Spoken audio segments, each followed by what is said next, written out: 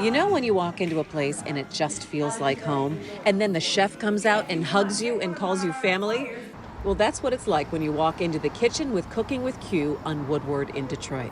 Kiana Broden specializes in plant-based dishes, and people asked her so many times how to make certain things that she turned her place into a sort of performance kitchen so you can enjoy and learn at the same time. And her energy is contagious.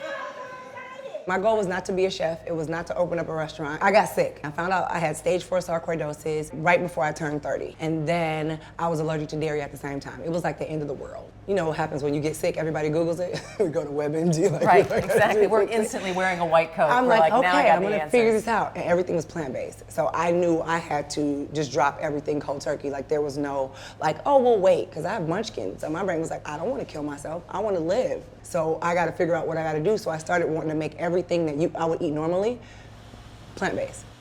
People ask me so many times, Q, how did you change your diet? How did you change your diet? How did you change your diet? I was like, I'm gonna create a website and I'm gonna show you all the recipes I make so you don't have to think twice about it. Q, how'd you make this? Boink, here it is.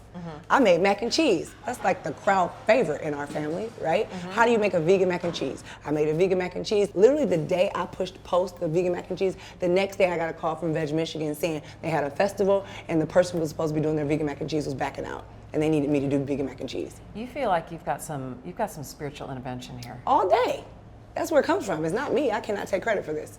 So you start telling people just what you're doing and sharing it with them. They start doing it, and then the idea becomes, I gotta get a place. Yeah, because you make a blog for people to see the recipes, but then they're like, show me how to make the recipes. So I wanted to show people how to make the food. People learn in a comfortable environment. They learn better at home or when they're in a space where it's intimate, not too many people. There's not 1,000 people that can fit in here, because it's not about the money for me. It's about making sure that I connect with the person that wants to learn how to eat better.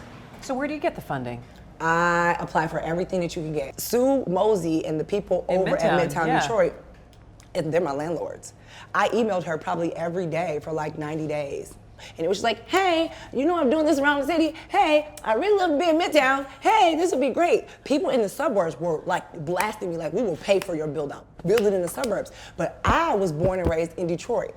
And this is not something that they would put in the city of Detroit. When I was little, they never brought me to a place like this. I wanted to put it in the city of Detroit so I could bring people to see what you can be. You can do this in Detroit. So I walk in this space and it's bright, it's happy. There's a different kind of vibe here. And when we walked in, you said, "Hey, family," and I've watched a bunch of stuff online from you, and you're like, "Hey, family."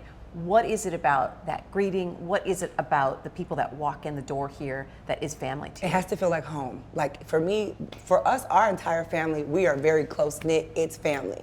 Family helps family. So when people came to this space, I wanted them to feel like they were at home, and I wanted them to feel like it was a part of family. So I'm like, hey, walk around like you own the place.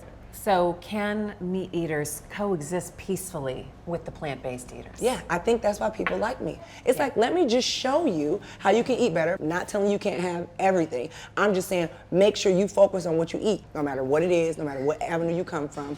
We just want you to learn how to eat better.